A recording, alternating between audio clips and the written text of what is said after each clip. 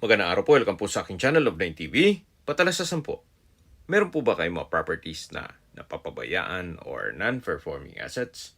Plan nyo ibenta, pero wala kayong oras pagbibenta nito. Kung ito'y pagkakatiwala nyo po sa amin, tawag lang po kayo sa aking numero, usap po tayo, gawan ko po ng video for free. Yes, libre po, wala po kayong babayaran.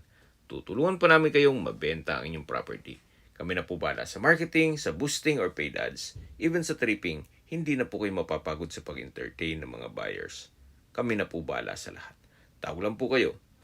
Nandito po tayo ngayon sa Tagaytay kung saan meron po tayong bagong video presentation. Isang residential property na may lot area 216 square meters. May floor area po ito na 300 square meters. Ito po'y fully furnished. Halos bago pa po ito at hindi naman natirahan ni owner, gawa ng nasa Amerika po sila lagi. Ito po yung garahe. Naka-tile flooring, maayos naman ang pintura ng ceiling at wall.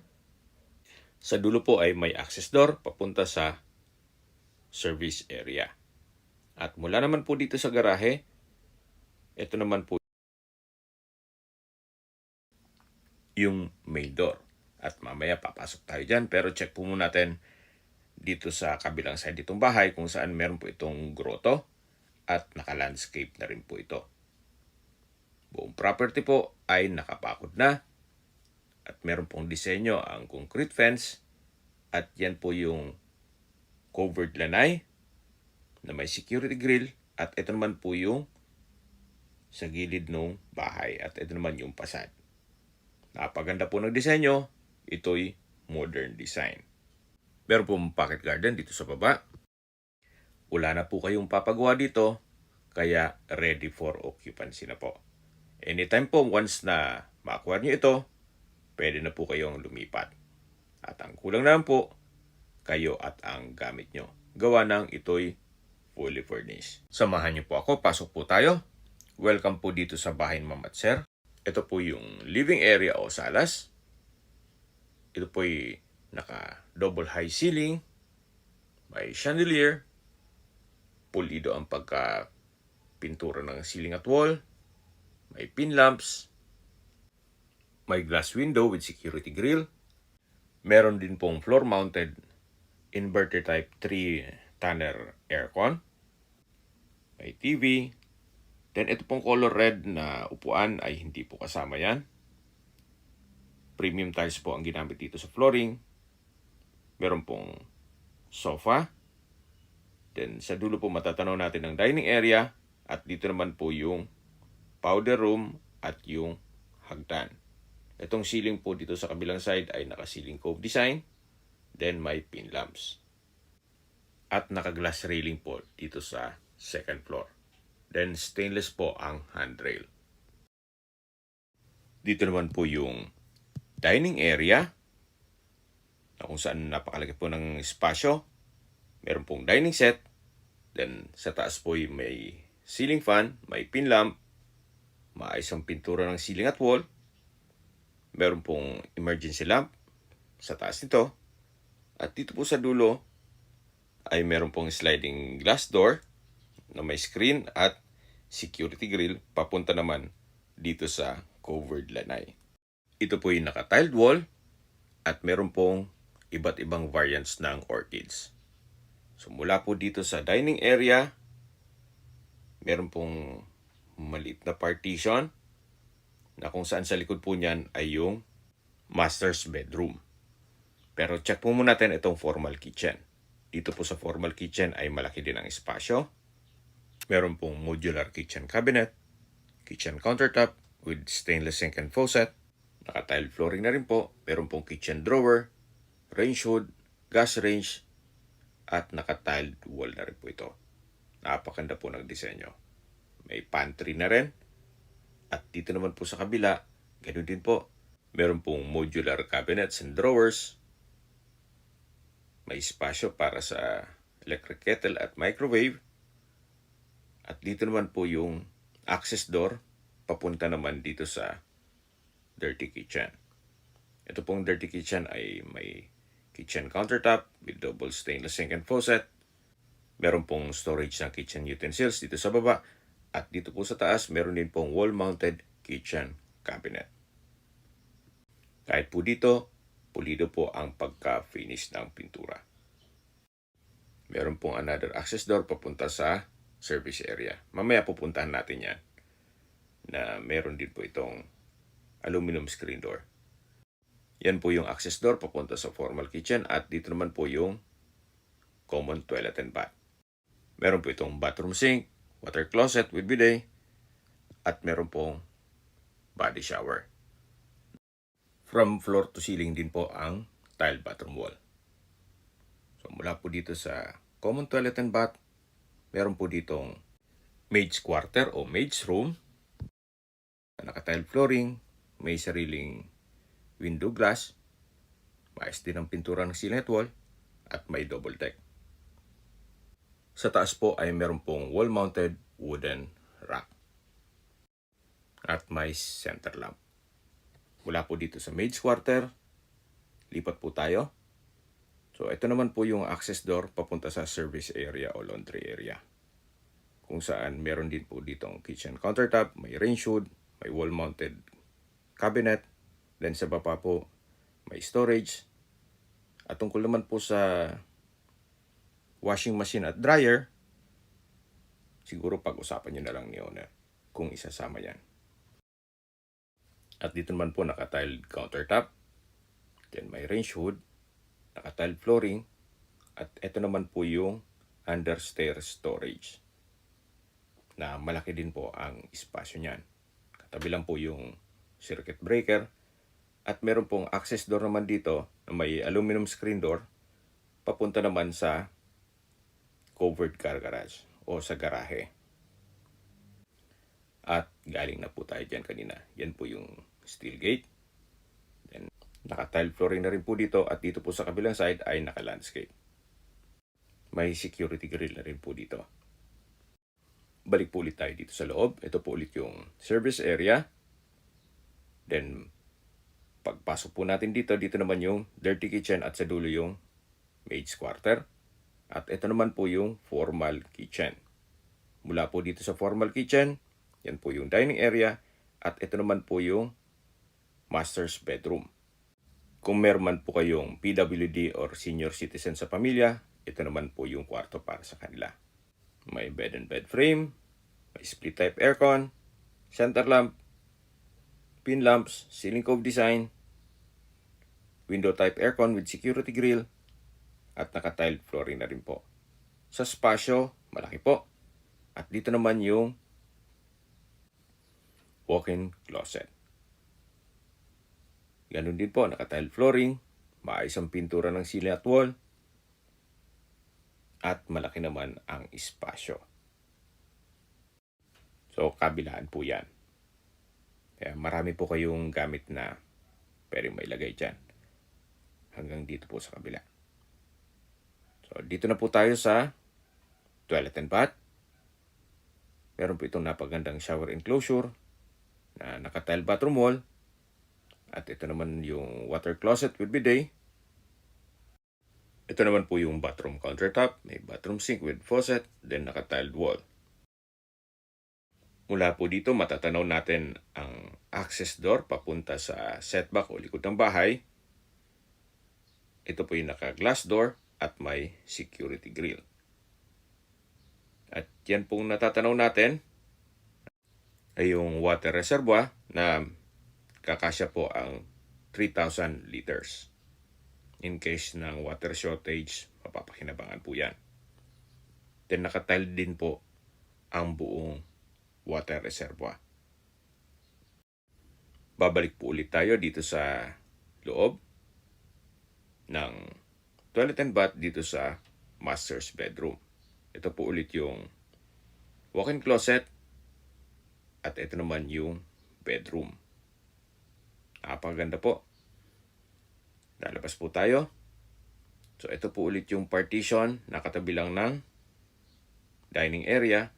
At ito naman yung access door papunta dito sa covered lanay na napresent ko na po kanina. At yung sa dulo po, yan naman daan papunta sa harapan ng bahay. So balik po ulit tayo dito sa loob.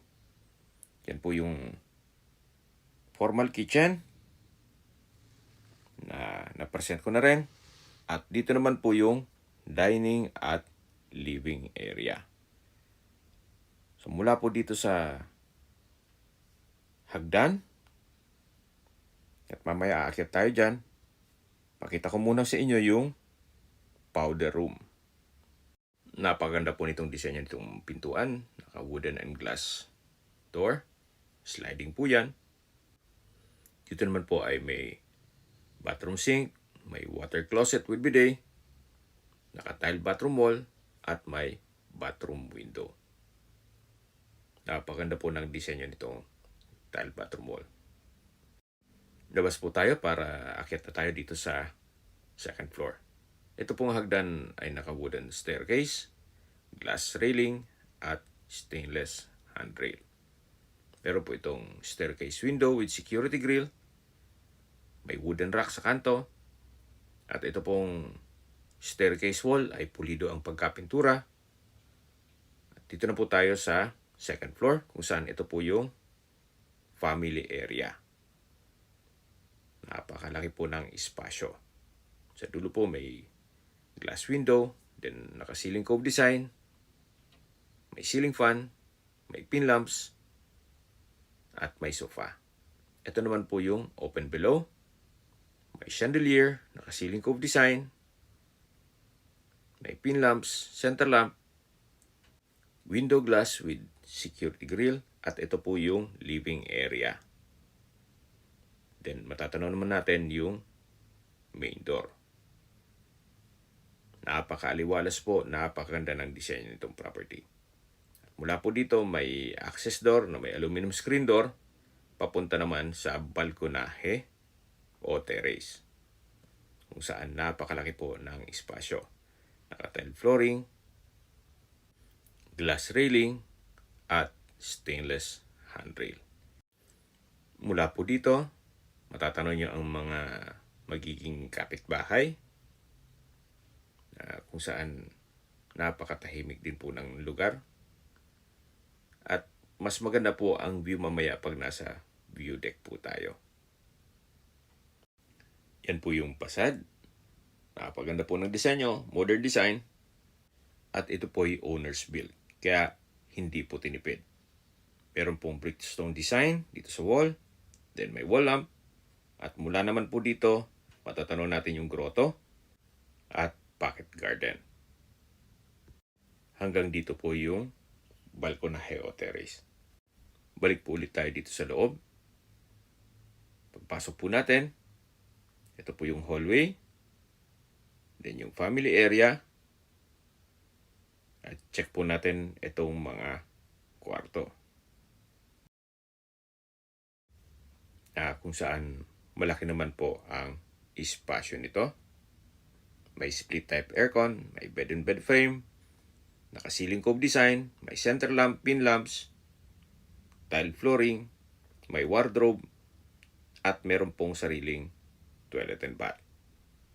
Dito po sa kanto ay may sliding glass door na may security grill. At ito naman po yung toilet and bath kung saan ito yung naka-sliding door. Then meron po itong bathroom sink, water closet with bidet, overhead shower, at naka-ceiling cove design na rin po. Naka-tile bathroom wall na rin po from floor to ceiling. At same design din po itong wooden and glass door doon sa powder room. Labas po tayo dito sa first bedroom dito sa second floor. Paglabas po natin, matatanaw natin ang family area na napakaliwalas, napakaganda ng disenyo. At mula po dito, lipat po tayo dito sa pangalawang kwarto kung saan malaki din ang espasyo. Naka-ceiling cove design, may center lamp, may pin lamp, may window type aircon, may sliding glass window with security grill, may drawer, wall-mounted rack, then meron pong storage. May personal na gamit si owner kaya hindi natin mabuksan yan. At mula po dito, may TV rack. At dito naman yung toilet and bath. Naka-sliding door na wooden and glass design. Then naka-tile bathroom wall from floor to ceiling. May water closet with bidet, overhead shower, ceiling cove design, at bathroom window. Tunghayan nyo po itong kwarto bago tayo lumabas. Yan po yung drawer at ito naman yung TV rack. Lalabas na po tayo. So ito pong pintuan ay naka-wooden door. At balik po ulit tayo dito sa family area. Kung malaking pamilya po kayo, pwede na po ito sa inyo. Yan po yung access door papunta sa terrace. At ito naman po yung hagdan. At akit tayo papunta sa roof deck o view deck. Ito pong hagdan, naka-wooden staircase. Then itong railing ay glass at stainless handrail. Ito pong pintuan ay may security grill na papunta po ito sa roof deck o view deck. Yan po, napakalawak po nitong espasyo. Dito po may bar countertop. Then sa dulo may wall-mounted cabinet. May sink and faucet. Naka-tile flooring. Aside from dun sa reserva, meron pong water tank. Then sa baba po meron pong drawers and cabinets. May high chair. At naka-tile flooring na rin po. Sa likod po nito ay meron pong toilet and bath. Kaya po nang sabi ko sa inyo kanina, in case ng water shortage, wala pong problema. Aside from this tank, meron pong 3,000 liters na water reserva. Mula po dito, matatanaw nyo ang mga kapitbahay. Napakaganda po, napakaliwalas, tahimik ang lugar, sariwang hangin, at malamig po ang klima. Ito po ay nasa mataas na lugar. Ang estimated elevation above sea level ay 2,000 feet. Yan po, tunghayan nyo po ulit itong roof deck. Napaganda po ng setup. May bar at meron pong toilet and bath. Habang naglilibot po tayo at pinagmamasdan nyo po itong kapaligiran, pag-usapan na natin ang distance, location at travel time. Mula po sa Picnic Grove, ang distance is 1.1 km at ang travel time is 4 minutes. Kaya kung magti-tripping po tayo, sa Picnic Grove ang meeting place. At mula naman po sa People's Park, ang distance is 3.7 kilometers at ang travel time is 9 minutes. Mula naman po sa Tagaytay Flower Market, ang distance is 2.9 kilometers at ang travel time is 5 minutes. Mula naman po sa Tagaytay Rotonda, ang distance is 5.2 kilometers at ang travel time is 10 minutes. Sa Tagaytay Rotonda po ay kumpleto na rin gaya ng malls, hotels, restaurants, banks, schools, church, at hospital. Yan po yung lagi kong binabanggit sa aking video na dapat nyo i-consider sa paghanap ng property, yung meron pong malapit na hospital. Hindi ko naman po sinasabing sakitin kayo, yan naman po ay for emergency purpose lang naman. Mula naman po sa Calax, Santa Rosa Interchange, ang distance is 15 kilometers at ang travel time is 20 minutes. Ang Calax po ay connecting South Luzon Expressway, Skyway all the way to North Luzon Expressway at ibang parte ng Metro Manila. Mula naman po sa Manila o sa airport, ang distance is 55.5 kilometers at ang travel time is 54 minutes. Okay, sa presyo na po tayo. Binebenta po ito ni owner sa halagang 17.9 million pesos net. Ibig pong sabihin, si buyer na po ang sasagot sa lahat ng taxes at expenses with regards to documentation. Kung may mga katanungan po kayo, tawag lang po kayo sa aking numero. At sa mga kababayan naman natin nasa ibang bansa, meron po akong Telegram. Sa mga iPhone user naman, may iMessage. Meron din pong Imo, Skype, Viber at WhatsApp. Same number lang po. 0917-316-3399. Sa mga nagtatanong naman po ng aming Facebook, meron po kaming Facebook page na Nov9 TV at Facebook Reels video. Meron din pong TikTok at Instagram. Meron din po kami ibang YouTube channel na The Nov9 TV channel at Nov9 TV Listings. Sana po naibigyan yung aming video presentation. Paki-like and subscribe na lang po sa aking channel para ma-update din po kayo sa aking future listings. Kung sakali po hanap niyo yung mas malaking sukat ng lupa, meron din po kami ibang listings na pwede niyong pagpilian. Huwag po kayong mag-atubling tumawag sa amin, then let us know your budget para malaman namin kung anong property pwede namin ilok sa inyo. Sa lahat pong viewers, subscriber at nagtiwala po sa amin, salamat po sa suporta. Ingat po kayo lagi at inyong pamilya. Maraming salamat po.